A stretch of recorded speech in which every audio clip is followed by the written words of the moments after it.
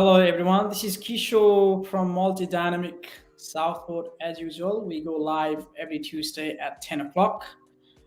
We talk about the property market in the buyer's perspective, seller's perspective, as well as rental property market, as we do investment property management as well. We go discuss bits and pieces to try and cover those in a short period of time. As you know, we have recently started operating from Multi-Dynamic Southport, and thank you for your usual support that we are receiving. As we have been saying that we have got lots of exciting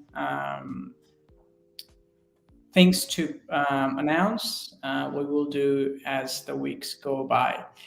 As you can see, the property market is still staying strong. The buyers still around, lots of buyers, but we can see the stocks has been slowly coming up, which is good things for the buyers. Obviously, there's too much competition around the buyers at the moment, so it's good to see the stock levels are coming up.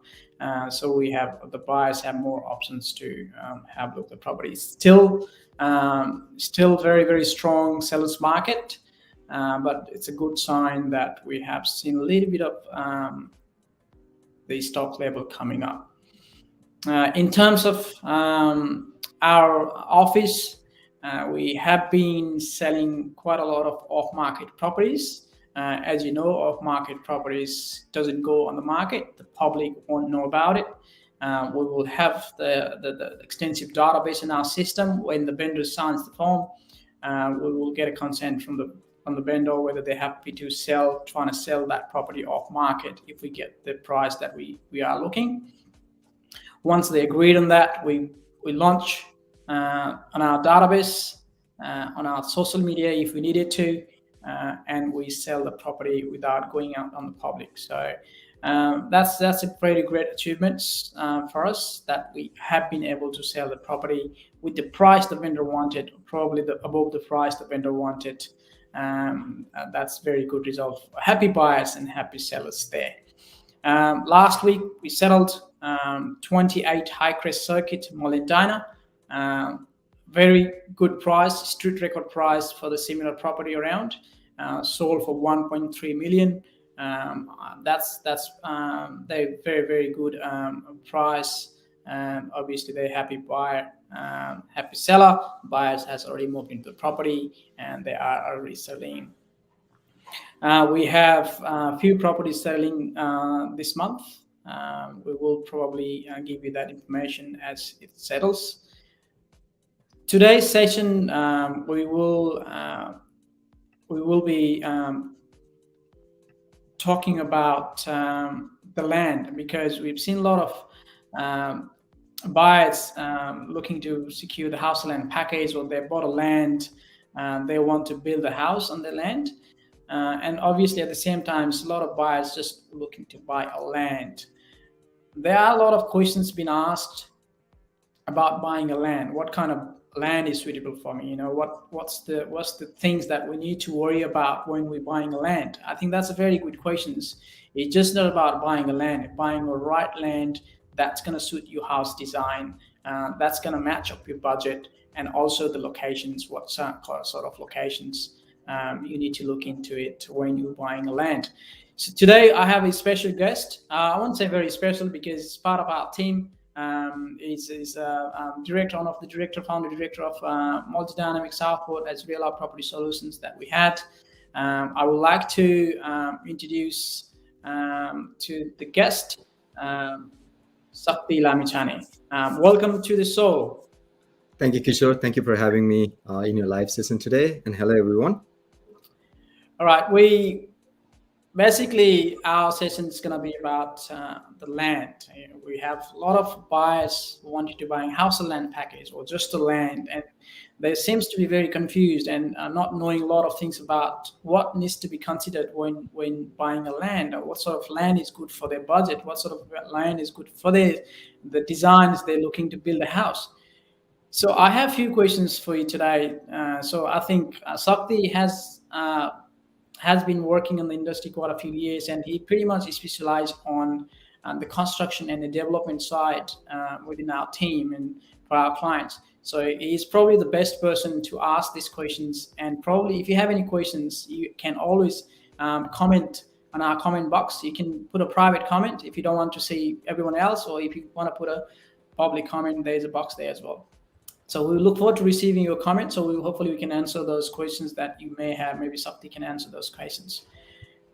So first thing I want to ask, if there's a client or they people looking to buy a land, what they do need to consider. The first thing when they are looking to secure the land. First thing is, mostly people, whenever they see a land, they just go by the size only. So we need to see land is an asset. So what lies under the asset is a most priority thing. Like, it's a main thing. So you can buy a land, but if it's a field land, I'm going to elaborate later briefly. On a land, there's a lot of things happen. It might be a field land. It might be have a different soil class. So a lot of things you need to see in a land. Great. So what is the soil, the factor? What is the soil class, and what does it affect on building the house? So the soil, like usually every builder, everyone, they cover up to H1, H2. So if it's a S, or like, if it goes from M1, M2 in the higher class, then you need to spend a lot of money. That's an extra money you need to spend. So even if you buy a flat land, mostly every client, they just buy a flat land without seeing what's underneath. If it's a field of more than 1.5 meter, 2 meter, 3 meter field, then they have to spend more money to build the house. It goes on a piering. So you need to put extra piering in the while building the house, Yeah, right. So the best class, the land class and the soil class to build a house with low cost or probably without extra cost is H1. Yes, H1 will be the best one.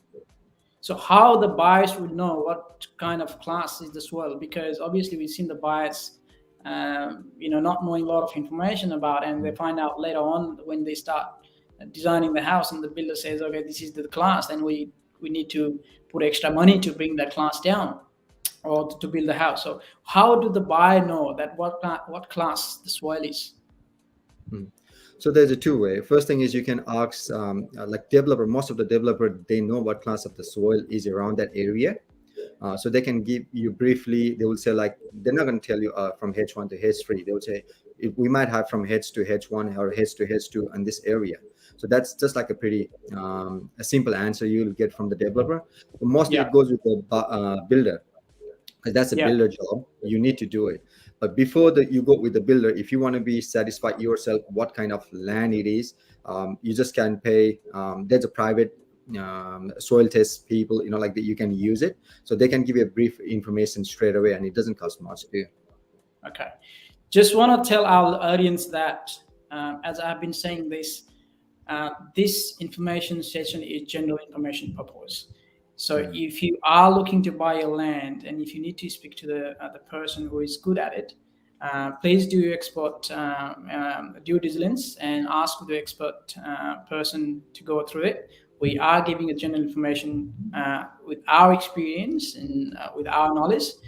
So please have your own research and ask the person that you are dealing with in terms of this test and all these land concepts. Also, what is the easements on the land? So first thing is easement. It's a right way to use. So when it means easement is a land, like usually it's a, how you say, it is a right to use a section of a land, particularly for purpose by developer, council, or government, who is not the land owner. So that belongs to the owner, that belongs to the land owner, but he can't use it to make a structure or to use it as a private or surrounding. So it's always as an easement where people can use it in the future. Okay. So does the what are the type of easements that we generally see in Queensland? So there's a various kind of easement. It goes with they will make a encumbrance easement on the side. So it depends on the developer what kind of easement they're going to put it. But mostly it will go as a stormwater. That's the highest people like all the developer use it. It goes on the backward or in the side yard. Yeah, Where the land will be big, but you still can't use maybe a 2 meter or 3 meter of your land side, yeah. depending on what kind of stormwater drainage they have. Okay. So if I'm buying a house, I just want to have a nice single story, 4 bedroom, 2 bathroom, 2 garage, probably another media room, a separate living room. In your experience, what is the size of the land or the frontage of the land is it's good to build a 4 story that's on our requirements? What is the minimum size the clients would have?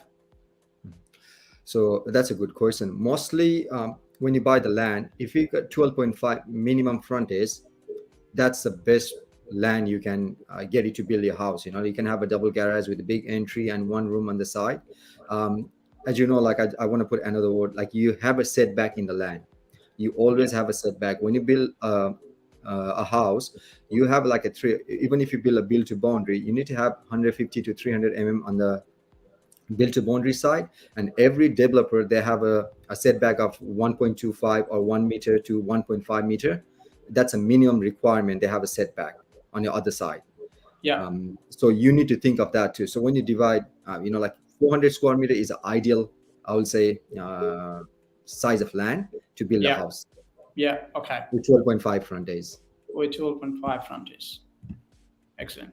So the land wise, we've seen the flat land or split level land, elevated land.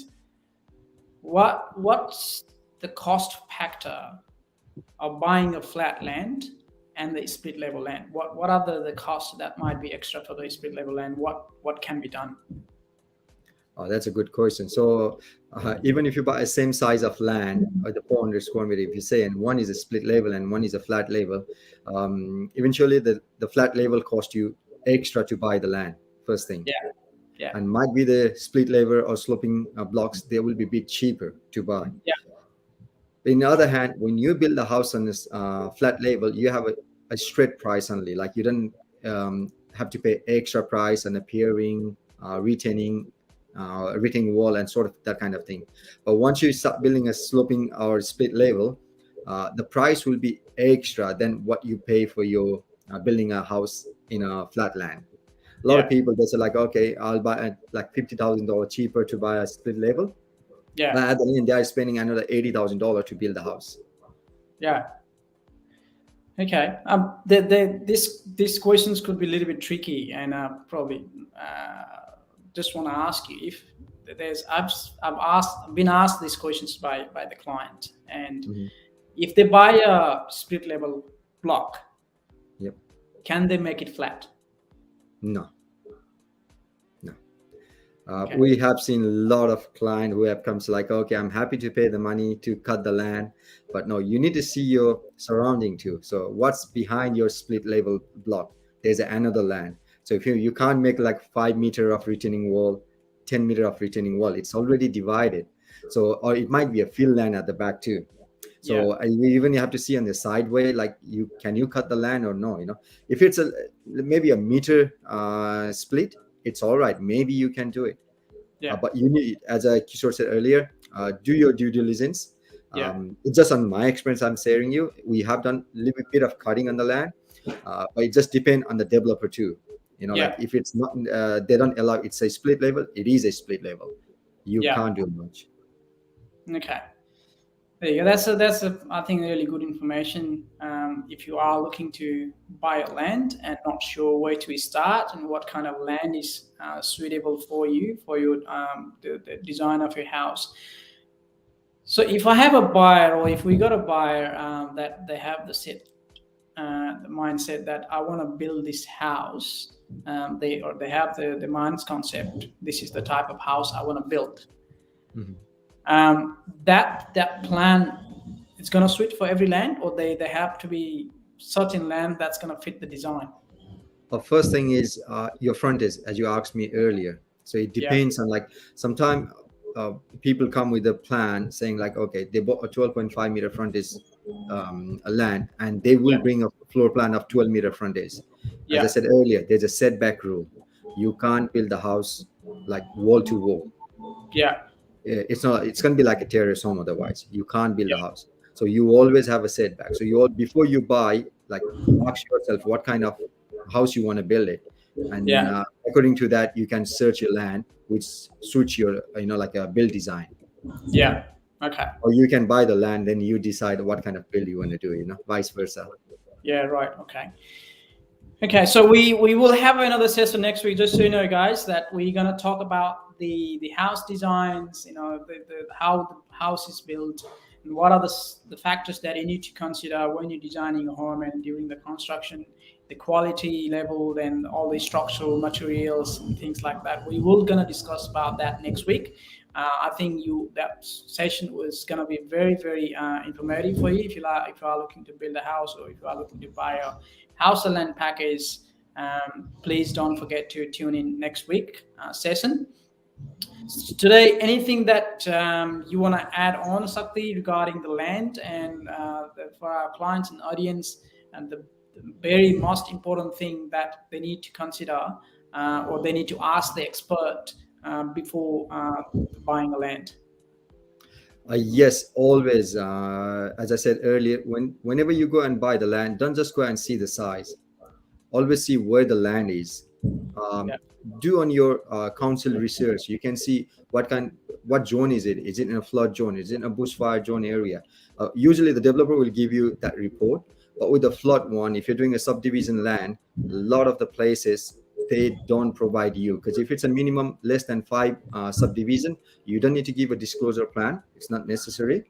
So you need to see that one, like, do your due diligence, go and ask.